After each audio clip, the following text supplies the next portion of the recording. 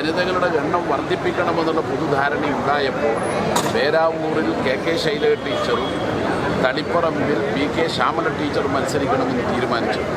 അതിൽ ഏതെങ്കിലും ഒരു വ്യക്തിയുടെ തീരുമാനമല്ല, പാർട്ടിയുടെ തീരുമാനമാണ്.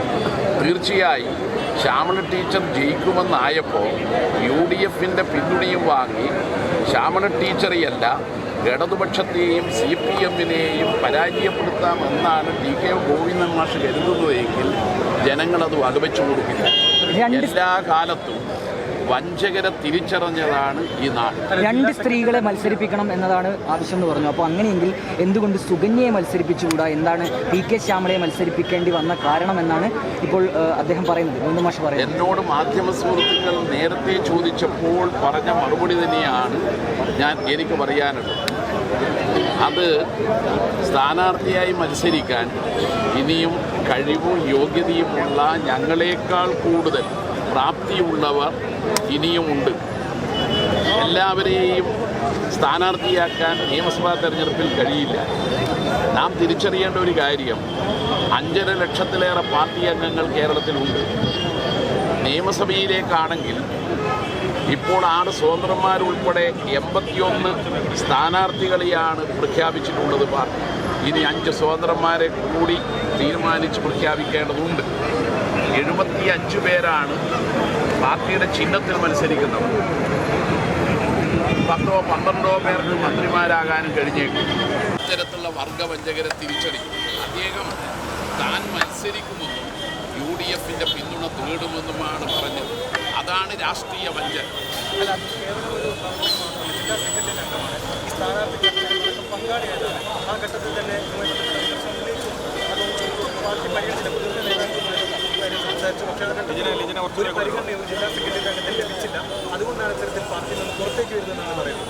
അദ്ദേഹം ഞങ്ങളുമായിട്ടെല്ലാം സംസാരിച്ചിരിക്കും.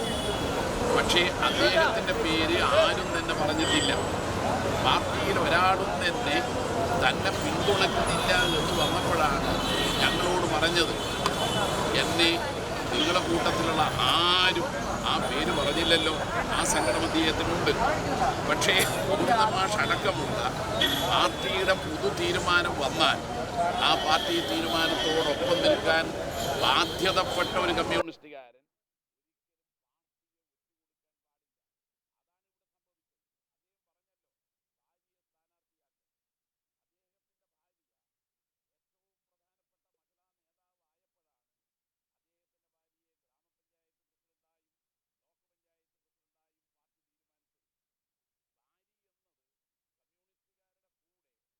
ഭാര്യ എന്ന പദവിയല്ല, ആ ഭാര്യ ഒരു സ്ത്രീ എന്ന നിലയിൽ പൊതുപ്രവർത്തന രംഗത്ത് എങ്ങനെയാണെന്ന് നോക്കിയിട്ടാണ് സ്ഥാനാർത്ഥിത്വം.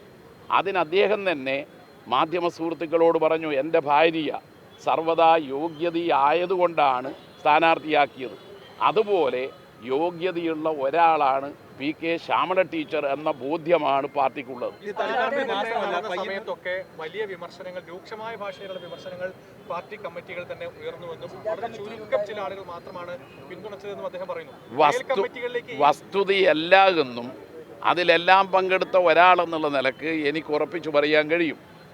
ഇപ്പോൾ സുധാകരൻ പാർട്ടിയെ വഞ്ചിച്ചുകൊണ്ട് ശത്രുക്കളോടൊപ്പം ചേർന്ന് ആലപ്പുഴ ജില്ലയിൽ മത്സരിക്കാൻ നോക്കുന്നത് പോലെ ശത്രുക്കളോടൊപ്പം ചേർന്ന് മത്സരിക്കാൻ നോക്കുമ്പോൾ ഇങ്ങനെ പറയുന്ന കുറച്ച് രാഷ്ട്രീയ വഞ്ചനയല്ലാതെ വസ്തുതയുമായി ഒരു ബന്ധവുമില്ല.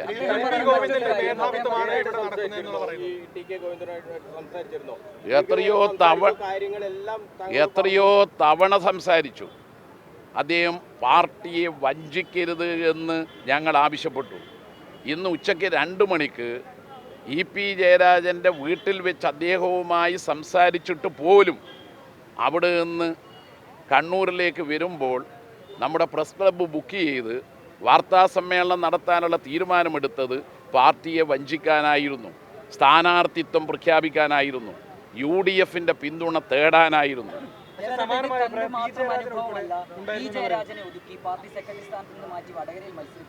മാത്രമല്ല ശൈലജ ടീച്ചർ നിശ്ചയമായി വിജയിക്കുന്ന മട്ടന്നൂരിനും പേരാറിലേക്ക് കൊണ്ടു. ഇതൊക്കെ ഒതുക്കലാണ് എന്നാണ്.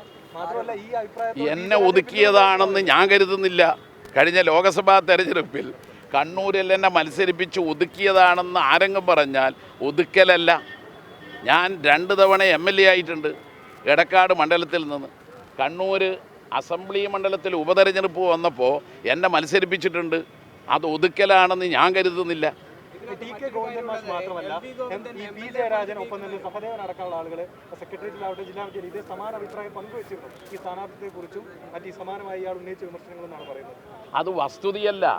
മത്സര രംഗത്തേക്ക് വരുന്നതിന് വേണ്ടി ടി.കെ. ഗോവിന്ദൻ മാസ്റ്റർ പറയുന്ന പല വാദങ്ങളുമാണത്. ഇതിനകത്ത് ജയരാട്ട ഒരു കാര്യം കൂടിയുണ്ട്. അതായത് MP ഗോവിന്ദൻ ഫണ്ട് വിനിയോഗിക്കുന്നതിനും അതുപോലെ തന്നെ ഹാപ്പിനെസ് ഫെസ്റ്റിവൽ സംഘടിപ്പിക്കുന്നതിനും വലിയ തരത്തിലുള്ള സാമ്പത്തിക ഇടപാടുകൾ നടത്തുന്നുണ്ട്. അതൊന്നും ഒരു കൃത്യതയില്ല. പച്ചക്കള്ളമാണത്. അത് നിങ്ങൾ ആവർത്തിച്ച് ചോദിച്ചപ്പോൾ ഞാനത് കണ്ടു. എന്നിട്ട് ഫണ്ടിൽ അഴിമതി നടത്തിയെന്ന് അയാൾ പറഞ്ഞില്ല. എന്ന് പറഞ്ഞാൽ ഏറ്റവും ഒടുവിൽ അദ്ദേഹത്തെ കണക്ക് കഴിഞ്ഞ തവണ അവതരിപ്പിച്ചു. കണക്ക് അവതരിപ്പിച്ചു എന്ന് മാത്രമല്ല, ഓഡിറ്റ് ചെയ്ത് അവതരിപ്പിച്ചു എന്ന് മാത്രമല്ല, ഏറ്റവും ഒടുവിൽ അവിടെ ധർമ്മശാലയിൽ പഞ്ചായത്ത് ദിനാഘോഷം സംഘടിപ്പിച്ചപ്പോൾ ഏതാനും ദിവസം മുമ്പ് അതിൻ്റെ കണക്ക് ഔദ്യോഗികമായി അവതരിപ്പിച്ചു. അതുകൊണ്ട് കണക്ക് അവതരിപ്പിക്കാത്ത പ്രശ്നമല്ല എന്നുള്ളത് നമ്മൾ തിരിച്ചറിയണം. അദ്ദേഹത്തിന് മത്സരിക്കണം, അതാണ്. സാജന്റെ മരണത്തിലും ഇപ്പോൾ പി.കെ. ശ്യാമളയെ അദ്ദേഹം ഒരു സംശയനിഴലിൽ നിർത്തുന്നുണ്ട്. സാജന്റെ മരണത്തിൽ ചില രേഖകൾ അവിടെ നിന്ന് കാണാതായി. രേഖകളെല്ലാം കയ്യിലുള്ളതുകൊണ്ട് കൊടുത്ത റിപ്പോർട്ട്, അതെല്ലാം പരിശോധിച്ചതിന് ശേഷം കൊടുത്ത റിപ്പോർട്ടാണ് ഞാനിപ്പോൾ നിങ്ങളുടെ മുമ്പിൽ വായിക്കുന്നത്. ആ റിപ്പോർട്ടിലെ 3-ാം പാരഗ്രാഫ്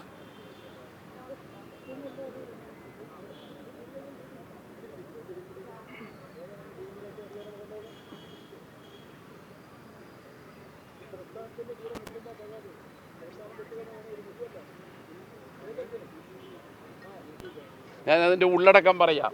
3-ാം പാരഗ്രാഫ് വായിച്ചു കൊടുക്കണം. ആ വായിച്ചു നോക്കിയാൽ കാണാൻ കഴിയും 19-ാമത്തെ സാക്ഷി ശ്യാമള ടീച്ചർ പറഞ്ഞതായി കൊടുത്ത മൊഴി മാധ്യമങ്ങളിൽ വന്നതും ഞാൻ ഈ കസേലയിൽ ഇരിക്കുന്നിടത്തോളം കാലം ഈ കെട്ടിടത്തിന് പെർമിറ്റ് നൽകില്ല എന്ന് പറഞ്ഞതായിട്ടാണ്. എന്നാൽ 70-ാം സാക്ഷിയാണ് ഈ പറഞ്ഞ അനുമതിയുടെ ആവശ്യവുമായി ബന്ധപ്പെട്ടുകൊണ്ട് ശ്യാമള ടീച്ചറെ കാണാൻ പോയത്. ആ സാക്ഷി പറയുന്നു, ഞാനാണ് കൂടെ പോയത്, പക്ഷേ ഞാനുള്ള സമയത്ത് അങ്ങനെയൊരു വർത്തമാനമേ പറഞ്ഞിട്ടില്ല. 19-ാം സാക്ഷി കൂടെ പോയ ആളല്ല. 19-ാം സാക്ഷിയോട് ചോദിച്ചു, എവിടെ വെച്ചാണ് ടീച്ചറെ കണ്ടത്? അതിന് വ്യക്തമായ ഉത്തരം കിട്ടിയിട്ടില്ല. അപ്പോൾ വളരെ വ്യക്തമായ ഒരു കാര്യം സാക്ഷിമൊഴികളുടെ അടിസ്ഥാനത്തിൽ പോലീസ് കോടതിയിൽ കൊടുത്ത റിപ്പോർട്ടിൽ പറയുന്നു.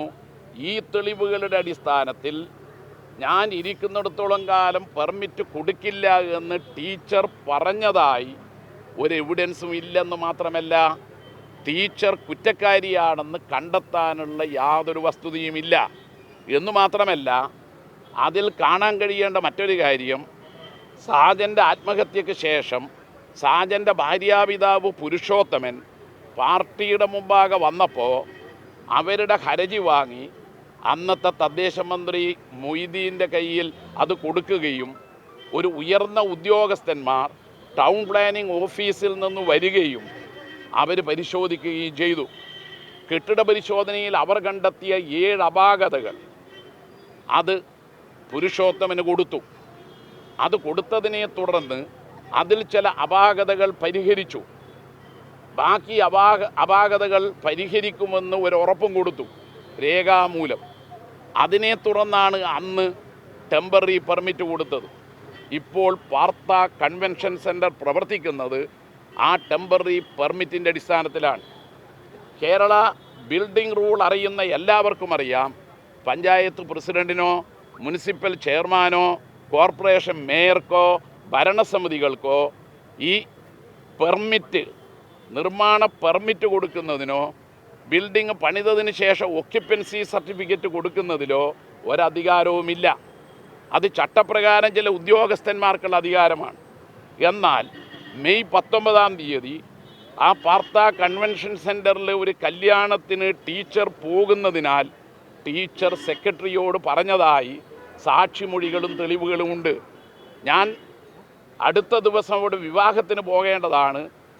ഈ കെട്ടിടത്തിൻ്റെ അനുമതി നിങ്ങൾ അടിയന്തരമായി നൽകണമെന്നാണ് ടീച്ചർ പറഞ്ഞത്.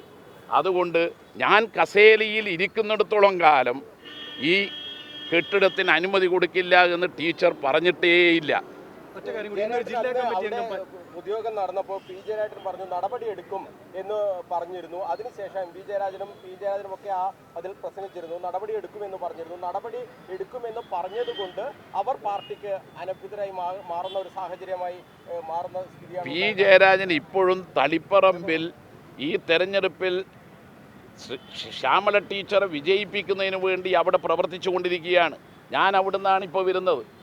അതുകൊണ്ട് അനഭിമതരായി യാതൊരാളുമില്ല. എല്ലാവരും പാർട്ടിക്ക് വിധേയമാണ്. ഗോവിന്ദ മാഷ് മത്സരിക്കേണ്ടതുകൊണ്ട് ഇങ്ങനെയുള്ള പച്ച നുണകൾ ജനങ്ങളുടെ മുമ്പിൽ വരികയാണ്. ഒരു കാര്യം വ്യക്തമാക്കാം, ഒരിക്കലും പാർട്ടിയെ വഞ്ചിച്ചുകൊണ്ട് രാഷ്ട്രീയ എതിരാളികളോടൊപ്പം ചേർന്ന് ഒരാൾ മത്സരരംഗത്തേക്ക് വന്നാൽ അത് പാർട്ടിയുടെ ബന്ധുമിത്രാദികൾ അതിനോട് യോജിക്കില്ല. ഇതൊരു അസാധാരണമായ പ്രതിസന്ധിയാണ്. കാരണം പയ്യന്നൂരിൽ ഒരു ജില്ലാ കമ്മിറ്റി അംഗം ഇന്ന് പയ്യന്നൂർ സ്ഥാനാർത്ഥിയാവുകയാണ്. ഇപ്പോൾ തളിപ്പറമ്പിൽ അത് രണ്ടും പാർട്ടി ഉറച്ച കോട്ടകളാണ്. ഒരു സെക്രട്ടേറിയറ്റ് അംഗമാണ് സ്വതന്ത്രമായി മത്സരിച്ചത്. രണ്ട് സ്വതന്ത്രന്മാരാണ് ജില്ലാ കമ്മിറ്റി സെക്രട്ടേറിയറ്റ് അംഗം. കണ്ണൂരിൽ ഇതൊരു അസാധാരണ പ്രതിസന്ധിയല്ലേ പാർട്ടി? ഒരു പ്രതിസന്ധിയുമില്ല. ഇതിനെ പാർട്ടി മുറിച്ചു കിടക്കും. വർഗവഞ്ചകരെ ഒറ്റപ്പെടുത്തും. രാഷ്ട്രീയ വഞ്ചന കാട്ടിയവരെ ജനങ്ങളുടെ മുമ്പിൽ തുറന്നു കാട്ടും. അല്ല, ഇതിൽ ഒരു കാര്യം കൂടി പറഞ്ഞത്, LDF സ്ഥാനാർത്ഥി മധുസൂദനൻ അല്ലായിരുന്നെങ്കിൽ കുഞ്ഞികൃഷ്ണൻ മത്സരിക്കില്ലായിരുന്നു എന്നാണ് പറഞ്ഞത്. ഈ സ്ഥാനാർത്ഥി പ്രഖ്യാപനം എന്ന് പറഞ്ഞാൽ അതിൻ്റെ അർത്ഥം കുഞ്ഞികൃഷ്ണനും അതുപോലുള്ള വ്യക്തിവിരോധമാണ് എന്നല്ലേ അർത്ഥം? ഇത് രാഷ്ട്രീയമാണ്. കേരളത്തിലെ ഇടതുപക്ഷ ഗവൺമെൻറ് മൂന്നാമതും അധികാരത്തിൽ വരണമെന്ന് ആഗ്രഹിക്കുന്ന പാവങ്ങളുണ്ട്. 62 ലക്ഷത്തോളം വരുന്ന പെൻഷൻ വാങ്ങുന്ന പാവങ്ങൾ. ഇടതുപക്ഷം അല്ലെങ്കിൽ അവർക്ക് പെൻഷൻ ഉണ്ടാവില്ല.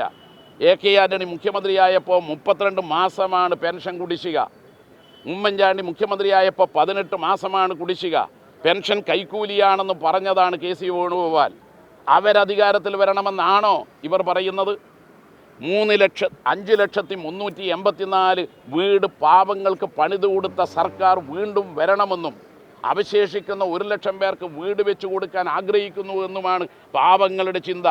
നമ്മുടെ നാട്ടിൽ മുണ്ടക്കൈ ദുരന്തമുണ്ടായപ്പോൾ അവരെ ചേർത്ത് പിടിച്ചു. നൈസാമോളെ മടിയിലിരുത്തിയ പ്രധാനമന്ത്രി ഒരു നയാ പൈസ പോലും നൈസാമോൾക്ക് ഒരു വീട് വെക്കാൻ കൊടുത്തില്ല. എന്നാൽ ഇടതുപക്ഷ ഗവൺമെൻറ് 178 വീട് ആ പാവങ്ങൾക്കെല്ലാം കൊടുത്തു. 410 വീടിൻ്റെ പണി നിർമ്മിക്കുകയാണ്. അത് വേണ്ടെന്നാണോ ഇവർ പറയുന്നത്? അപ്പം മധുവോടുള്ള വിരോധം രാഷ്ട്രീയ വിരോധമാകരുത്.